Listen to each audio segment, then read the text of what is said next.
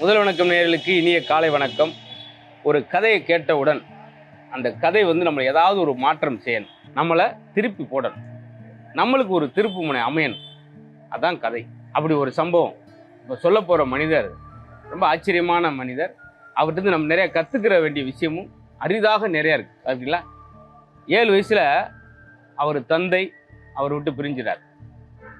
எப்பயுமே குறை சொல்லிட்டே இருப்பார், எதிர்மனையாகவே இருப்பாங்க ரெண்டு பேருமே. நெகட்டிவான விஷயமே நீ அதை செய்யக்கூடாது அப்படின்னா செய்வார். அப்படி ஒரு முரண்பாடாகவே இருக்கக்கூடிய தந்தை 7 வயசுல பிரிஞ்சிடாரு. கடுமையாக உழைக்கிறாரு. இவரை பற்றி நிறைய சொல்லிகிட்டே வரலாம். ஆனால் அப்படி ஒரு 3 விஷயம் மட்டும் சொல்கிறேன், என்னென்ன செஞ்சான்னு பாருங்க. டிரைவர் வண்டியை போயிட்டு இருக்காரு. ஒரு மீட்டிங், எம்ப்ளாயிக்கான மீட்டிங்காக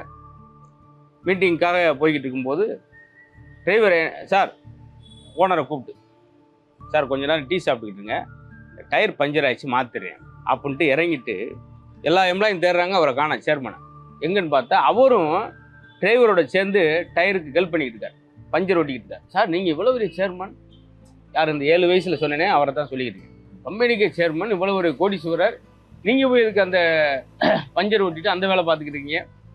இந்த இடம் தான் நம்மளாம் கற்றுக்கிறதுக்கான பாயிண்ட்டு. அவர் சொல்கிறார், டிரைவராக அவராக அந்த வீல் மாற்றி பஞ்சர் ஓட்டி டயரை சரி பண்ணார்னா 20 நிமிஷம் எடுக்கும். நான் அவரோட ஒத்துழைப்பு பண்ணினா 10 நிமிஷம் முடியும், நம்மளுக்கு டைம் சேவ் ஆகும், இன்னும் நிறைய வேலைகளை செய்யலாம். இந்த எம்ப்ளாயெல்லாம் கற்றுக்குறாங்க. அவர் யாருன்னா அவர் தான் டாட்டா ரத்தன் டாட்டான்னு சொல்லக்கூடியவர். ஏன் உலக கோடீஸ்வரர்களில் இந்திய கோடீஸ்வரர் பேர் வரவில்லை என்பதுதான் முக்கியமான விஷயம். சம்பாரிச்சார், அவரை பற்றி பேசல, என்ன சார்லாம் கிடையாது. இந்த இடம் தான் முக்கியமான இடம். அம்பானியை பேசுகிறோம், அதானியை பேசுகிறாங்க, இந்திய கோடீஸ்வரர்களில்.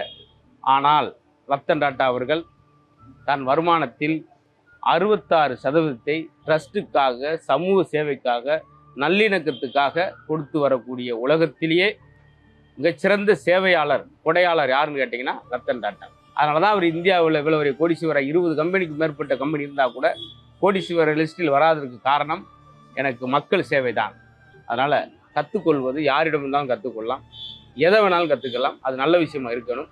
இந்த ரத்தன் டாட்டா அவர்கள் பற்றி சொன்ன 3 விஷயங்கள் உங்களுக்கு கண்டிப்பாக பிடிக்கும்னு நினைக்கிறேன். இது மாதிரி ஒவ்வொரு கதையும் ஒரு விஷயத்தை ஒரு பொருளை கொடுத்து நம்மளை திரும்ப செய்ய வேண்டும், அதை நினச்சி பார்க்க வைக்கணும், அதை பற்றி கொஞ்சமாக சிந்திக்க வைக்கணும். அதான் உண்மையான கதை. அது மாதிரி எந்த செய்தியையும் எந்த கருத்துக்களையும் எளிமையானவர்களிடம் கற்றுக்கொள்ளலாம், வலிமையானவர்களிடம் கற்றுக்கொள்ளலாம் அப்படின்றது இந்த சம்பவம். இன்னொரு மிகப்பெரிய மேதைன்னு சொல்கிறவங்கள கோடீஸ்வரர் நம்ம ஊரில் இருந்தவர். அவர் இப்படி தான் நிறைவு வாயிலில் அப்படி படுத்திருக்கும் போது, காலம் போன காலத்தில் ஒரு 90 வயசு இருக்குன்னு நினைக்கிறேன், படுத்திருக்கும்போது பெரிய கோடீஸ்வரர் இல்லையா, அப்படியே பெட்டில் இருக்கும்போது ரொம்ப பேச முடியாது, கூப்பிட்றாரு. அவ்வளோ இன்னும் ஒரு 10 நிமிஷத்தில் உயிர் போகுது. எல்லாரும் ஆவலா என்ன சொல்கிறாரு கேட்போம், ஏதோ முக்கியமான சொல்ல போகிறாங்க. என்ன சொன்னாருமா, இந்த லைட்டில் அதுக்கு தேவையில்லாமல் எரியுதாலாம் ஆஃப் பண்ணுங்க, எவ்வளோ முக்கியமான விஷயம் பார்த்தீங்களா. அப்போ கூட அவருடைய சிந்தனை பாருங்கள், சிக்கனமாக இருக்கணும், எளிமையாக இருக்கணும் அப்படின்ற விஷயம். இன்னொரு இடத்துல நன்கொடை வாங்கி போனார். ஏன்னா இந்த கோடீஸ்வரர் சொல்லும்போது, ரத்தன் டாட்டா சொல்லும்போது மித்த ஆட்களையும் சொல்லணும் இல்லையா.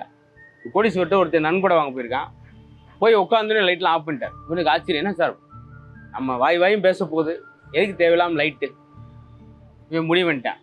இப்படி கஞ்சத்தனமாக இருக்கவர் எங்கே நம்மளுக்கு ரூபா தர போகிறாரு. ஆனால் அவர் தான் இவர் எதிர்பார்த்த தொகையை விட அதிகமாக கொடுத்தார்.